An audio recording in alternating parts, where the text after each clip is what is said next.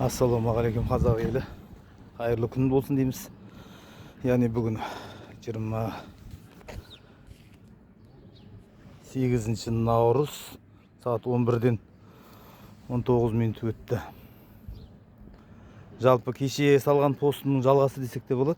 Кеше 26-шы, яғни арғы күні 26 наурыз сағат 2-де сот отырысы болады деп шақырған болатын, бірақ біздің өкіліміз Тараз қаласында болуына байланысты өтініш хат түсіргенбіз. Яғни онлайнда қатыса алмаймыз, өйткені сот процесі болып жатқанына байланысты келесі күнге қалдыр деп өтініш хат түсіргенбіз, бірақ ол біздің өтініш хатымызды қанағаттандырмай, сот процесін бізді қатыстырмай, сотты аяқтап шешім шығарған екен. Шешімді Facebook әлеуметтік желісіне салып қойдым. Енді шешім бойынша мен ешкімге жала жауып жатқан жайым жоқ. Түркістан облысы Ордабасы ауданының сотының судьясы Н.А. Жұмабаевтың шығарған шешімін негізінде айтқалы отырмын. Енді таратып айтып көрейін. Бұл сот процесі 13 қаңтарда 2026 жыл басталған. Біз сотқа өтініш, талап арыз қою, яғни 2025 жыл 18 желтоқсанда мектеп директорының еңбек кодексінің 38 бабының 1-2 тармағы бойынша мені лауазымынан босатқан бұйрықты заңсыз бұйрығын күшін жою болатын. Енді бұл сот процесінің қазіргі таңда шешімнің қорытындысы бойынша Ордабасы ауданының сотының судьясы оны сот процесінде және де дайындық отырыстарының барысында мектеп директоры Төлтебай Балжан 18 желтоқсан 2025 жылы шыққан бұйрықтың күшін жойғанын мойындаған.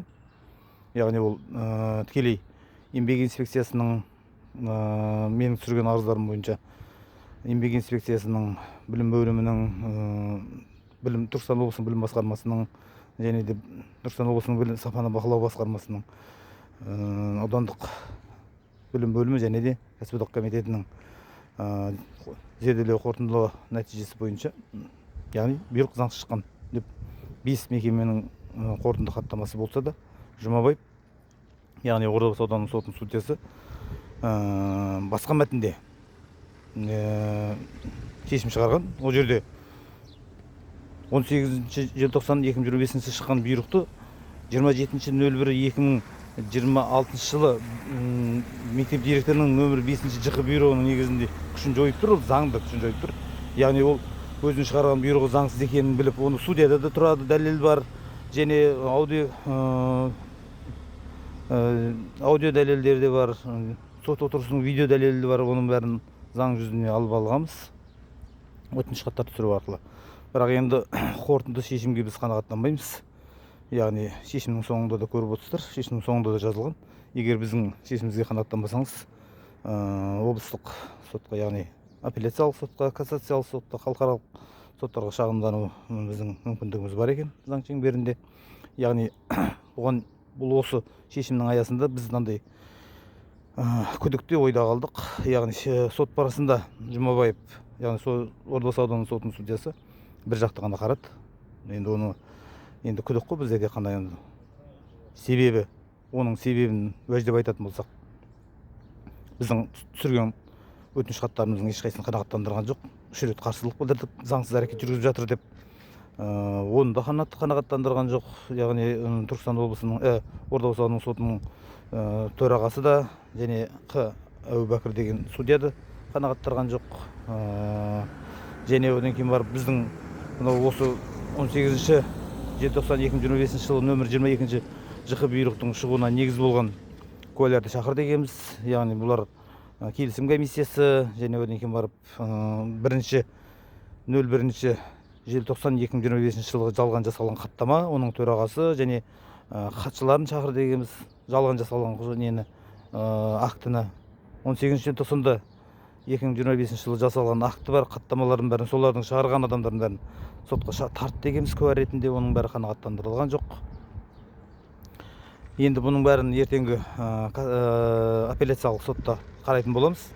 Неге судья не себепті, қандай мақсатта, мүддесіне байланысты сотқа біздің өтініш хаттарымызды, түсірген өтініш хаттарымызды канагаттандырмау себебин, яғни облыстық сотта, апелляциялық сотта жооп берет деген үміттеміз.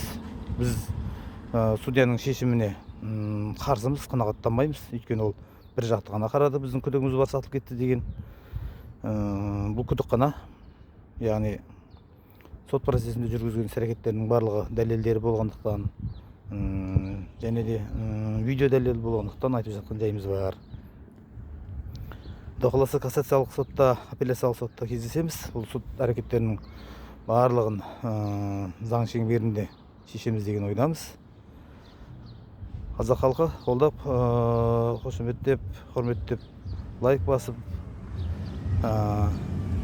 пікірлеріңізді білдіріп жатқандарыңызға рахметімізді айтамыз. Міне бізде Ордабасы ауданының сотында, Түркістан облысының Ордабасы ауданының сотында болып жатқан әрекеттер осындай болды. Осы 2,5 ай көлемінде, яғни